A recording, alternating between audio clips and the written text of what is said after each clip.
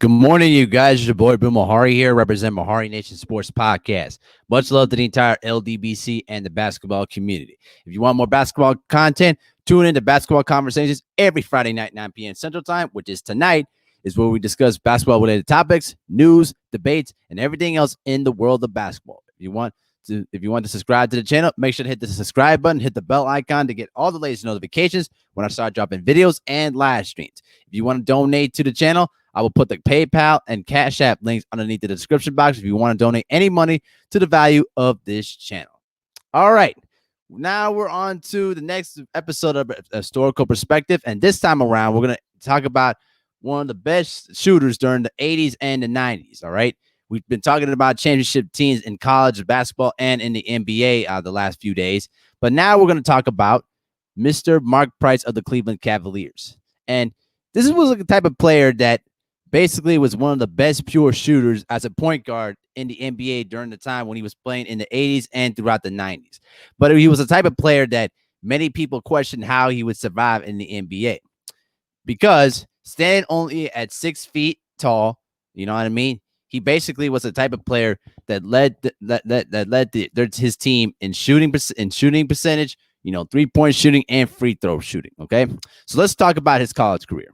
Okay, he played basketball at Georgia Tech, and during his 4 years playing in Georgia Tech, he was a 4-time ACC player who basically led the Yellow Jackets to the ACC title game during his junior year.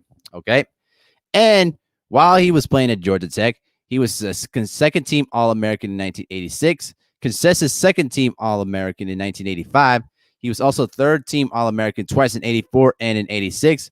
And for 3 straight years, he was also first-team All-ACC in 84 and 86 as his number 25 stands retired in Georgia Tech. He also still holds records even to this day. All-time leader in three-point field goal percentage, all-time leader in steals, most consecutive games started, and most minutes played. All right. So this kind of player, he was the kind of guy that could pretty much play the point guard role to a science, and he was a dead-on 3-point shooter and free throw shooter. The problem was, as a point guard, there were critics that felt that he was just too small, he was too slow, and his game was a bit too deliberate and wasn't athletic enough to play, the point guard position at the NBA level, which explains one of the reasons why he was selected in the second round of the 86 draft by the Dallas Mavericks before ultimately getting traded to the Cleveland Cavaliers. But it turned out to be one of the greatest draft trade steals of all time, because when he joined Cleveland, he proved his game to be legit as he continued to be one of the most consistent shooters in the game. He basically finished out his career with a 90.4 free throw shooting percentage, a 40% three-point shooting percentage, and during the 88-89 season, he became the second player after Larry Bird to join the NBA's 50-40-90 club. For those who shot at least 40% from three-point range, at least 50% from the field, and at least 90% from the free throw line throughout the whole duration of the season. When you think about that Cleveland Cavaliers team, you don't just think of Mark Price. You think of guys like Larry Nance, also Brad Daugherty, you know what I mean? John Hot Rod Williams, you know what I'm saying? And early on, it was Ron Harper too, and Craig Elo. So the 88-89 Cleveland Cavaliers team was pretty much a team that was going to be the team of the future for many experts, because this was a team that was pretty much a huge improvement over the last couple of years.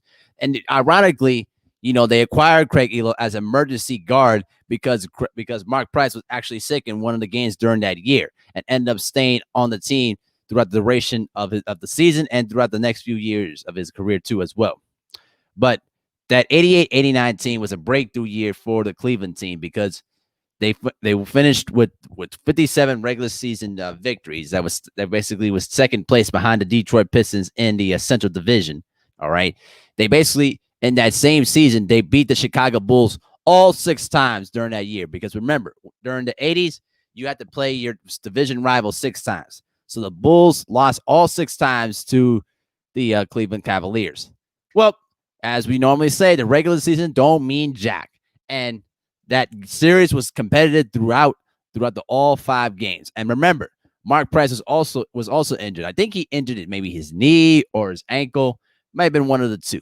but he had to miss a couple of games during that series with the injury. And anytime that Mark Price was out, they've lost their games in that series, because without Mark Price, being the perimeter threat and handling the responsibilities as a point guard, it made things very, very difficult for the Cleveland offense to get set up. And that game five was just a classic. You know what I mean? I still don't understand why Lenny Wilkins didn't decide to put Ron Harper to guard Michael Jordan instead of Craig Elo. Everybody knows that if Ron Harper would have been the one guarding Michael Jordan, maybe it would have been a different story. But who knows?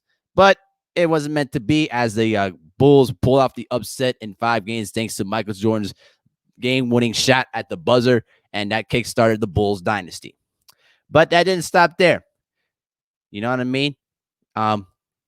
Throughout his time in his career, he was also ranked considered among the league, one of the assist leaders. Okay, basically, he had a record basically of let me check the assist record there. Over about 4,883 assists. That was basically, the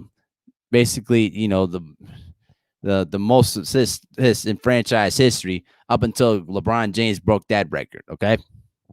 He also was involved in the 3-point contest and won both the contests in both 1993 and 94, and was a 4-time All-Star. Until, unfortunately, the injuries, started to plague him later on in the 90s, which explains one of the reasons why he was traded to the Bulls prior to the 95-96 year, and then spent a time in Golden State and with Orlando before ultimately, retiring. But one of the big things that I wanted to touch upon about Mark Price is that he was one of the first point guards of basically splitting the double team off of the pick and roll.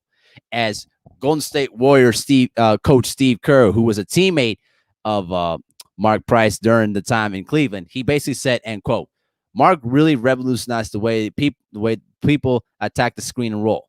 To me, he was the first guy in the NBA who could split the screen and roll. A lot of teams started blitzing the pick and roll and jumping 2 guys out to take the ball out of the point guard's hands. He dug right between them and then shoot that little runner in the lane.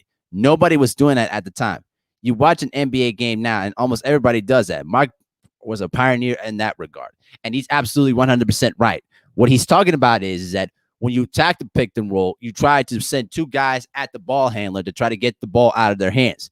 What you do as a point guard, what Mark Price used to do, is use that low dribble to basically split the double team and then attack to the open area where you would get a runner or an open jump shot. You notice how Steph Curry, Russell Westbrook, Damian Lillard, all of them guys, today's point guards use the split of the pick and roll a lot to split off of double teams. Well, guess what? Mark Price was the pioneer of that.